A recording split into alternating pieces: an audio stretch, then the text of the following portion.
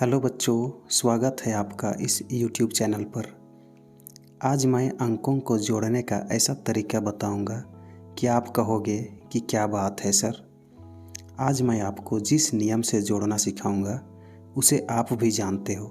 नियम तो सेम रहेगा, लेकिन अंकों के स्थान पर कुछ और होगा तो कैसे जोड़ोगे। तो बच्चों चलो आज के वीडियो में हम इन्हीं को जोड़ने का तरीका सीखते हैं। शुरू करने से पहले आपको कुछ बातें या कुछ नियम हैं उन्हें जान लेना ज़रूरी है। इस स्क्रीन के कोने में देखिए, यहाँ पर कुछ नियम दिए गए हैं। सबसे पहला नियम है प्लस जोड़ प्लस बराबर प्लस। इसका मतलब क्या है? इसका साधारण सा मतलब है धनात्मक संख्या को धनात्मक संख्या से जोड़ने पर हमें धनात्मक ही प्राप्त होता है। इसके अलावा अगला नियम है धनात्मक संख्या और ऋणात्मक संख्या को जोड़ने से धनात्मक या ऋणात्मक संख्या हमें प्राप्त होगी। अगला है ऋणात्मक संख्या को धनात्मक संख्या से जोड़ने पर धनात्मक या ऋणात्मक संख्या प्राप्त होगी। अगला जोड़ का नियम है अगर दोनों संख्या ऋणात्मक हो और उन्हें हम जोड़ेंगे तो हमें ऋणात्मक संख्या प्राप्त होगी। तो आज के पूरे वीडियो में यही नियम काम करेगा। इस नियम को हम सवाल हल करते समय पूरे तरीके से सीखेंगे। इसके अलावा गुणा का भी कुछ नियम है, उन्हें भी जान लेते हैं। अगर दो संख्या धनात्मक हो और उन्हें गुणा करते हैं तो हमें धनात्मक संख्या प्राप्त होता है। इसी तरह से धनात्मक संख्या और ऋणात्मक संख्या को गुणा करेंगे तो हमें ऋणात्मक संख्या प्राप्त होगी, और इसी के उल्टा ऋणात्मक संख्या और धनात्मक संख्या को गुणा करेंगे तो हमें ऋणात्मक संख्या प्राप्त होगी। साथ ही अगर दोनों संख्या ऋणात्मक हो और गुणा करेंगे तो हमें धनात्मक संख्या प्राप्त होगी। चलिए अब हम इन्हीं नियमों को एक एक करके जानेंगे।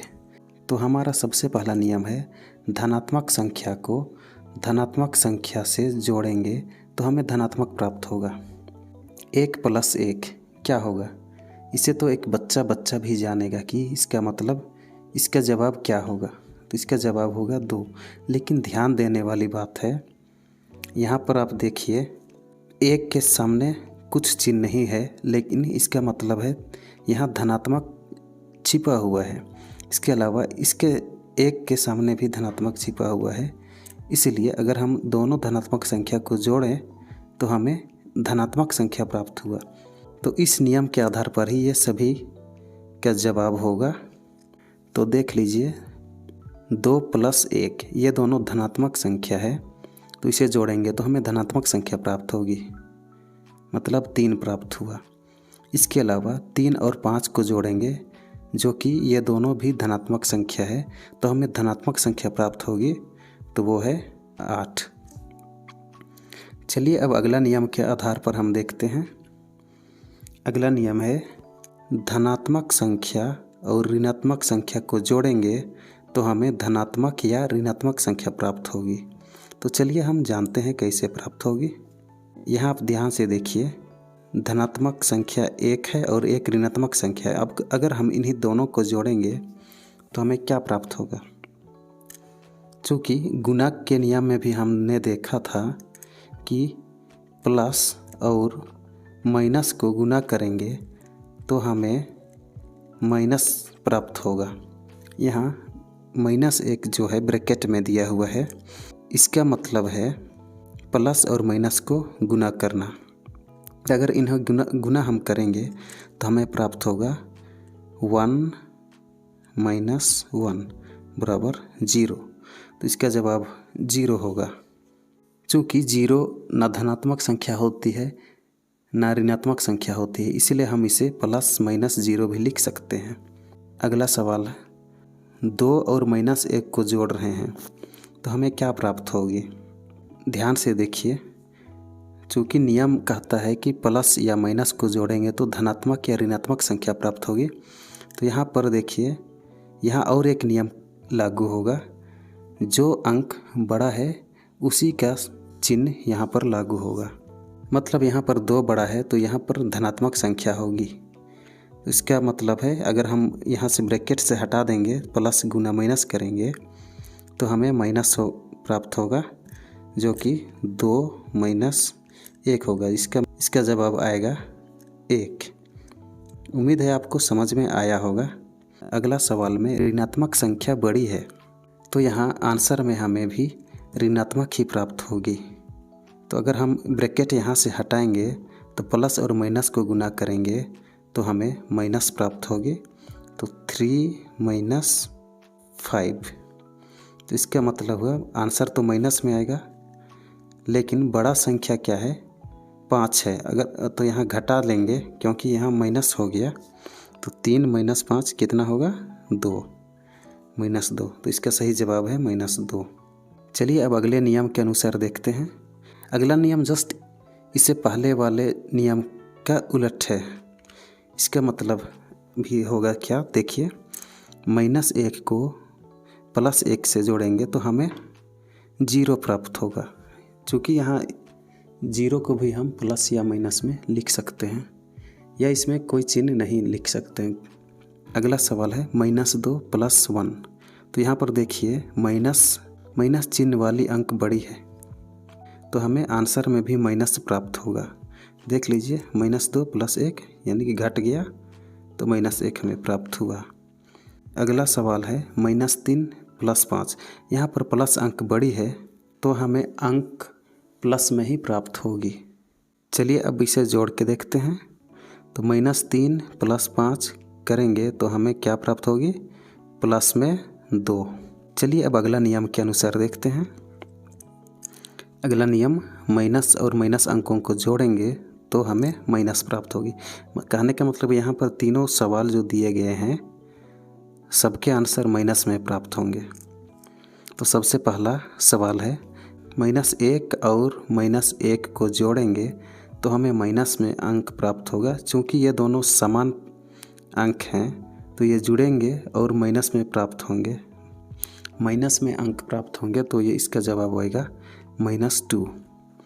अगला सवाल इसी तरह से -2 और -1 को जोड़ेंगे तो हमें -3 प्राप्त होगा।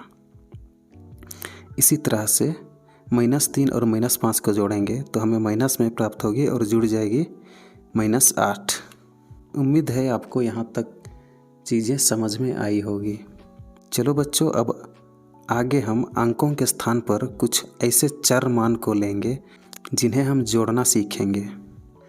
चूँकि यहाँ भी नियम सेम उसी तरह से लागू होगा जैसे हमने अंकों के साथ किया था। तो सबसे पहला नियम था हमारा प्लस और प्लस को जोड़ेंगे।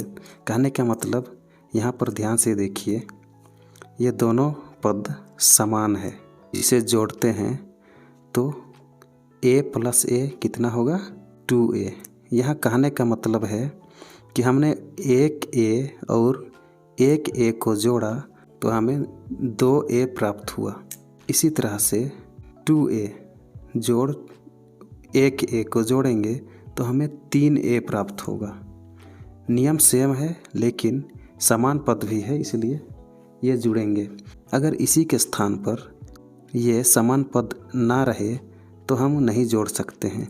मान लिया 2a + a² रहे तो हम इसे कभी नहीं जोड़ सकते, क्योंकि जोड़ने के लिए दोनों पद समान होना ज़रूरी है।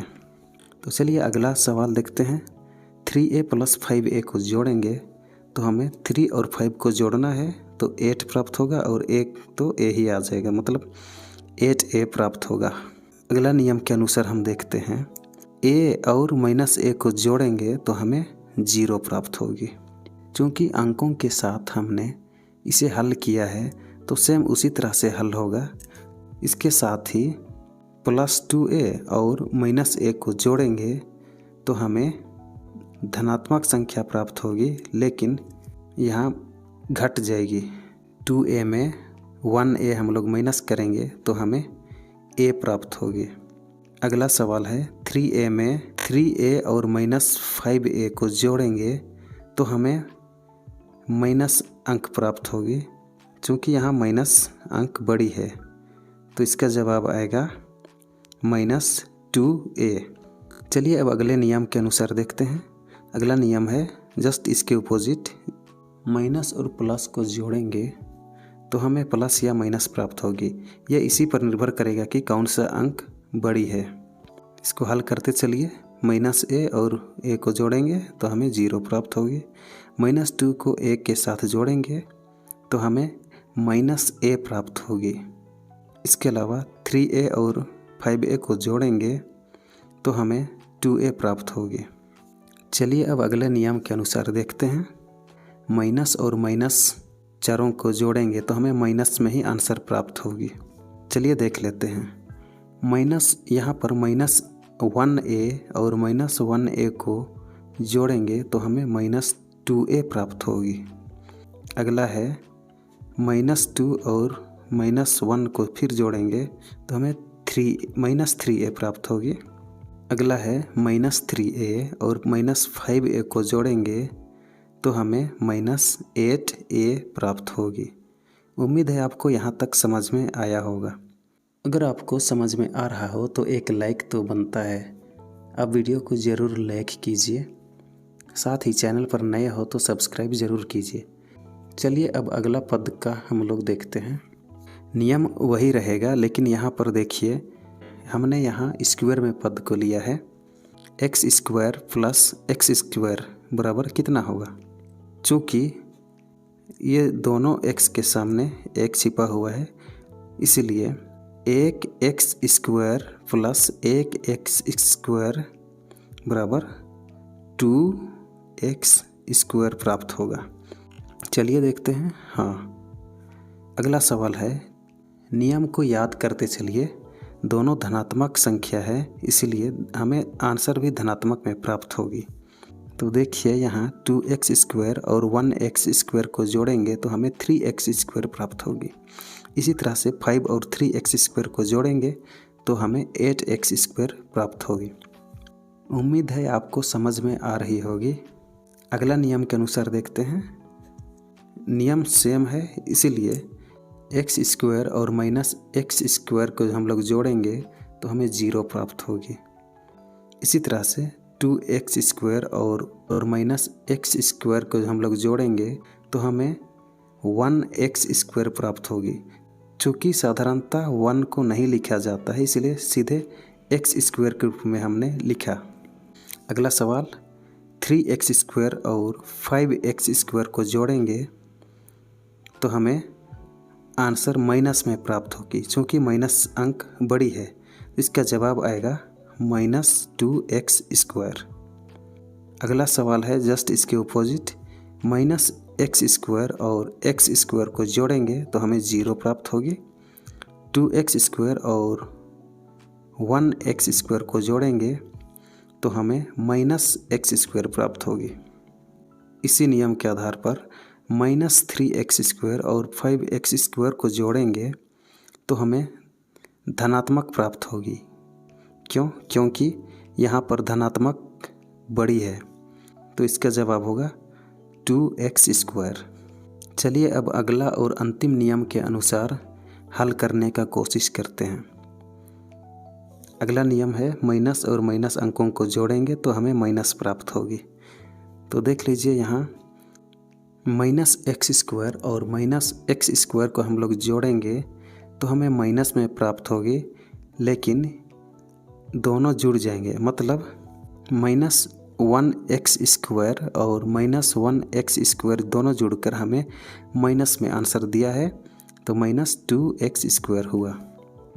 अगला सवाल, -2x² और -1x² को हम लोग जोड़ेंगे तो हमें -3x² प्राप्त होगा। अगला और अंतिम है -3x² और -5x² को जोड़ेंगे तो हमें -8x² प्राप्त होगी। तो बच्चों, आज के वीडियो में आपको बहुत कुछ सीखने को मिला होगा। तो हम लोग आज के वीडियो को यहीं अंत करते हैं। मिलते हैं किसी और वीडियो में, तब तक के लिए जय हिंद।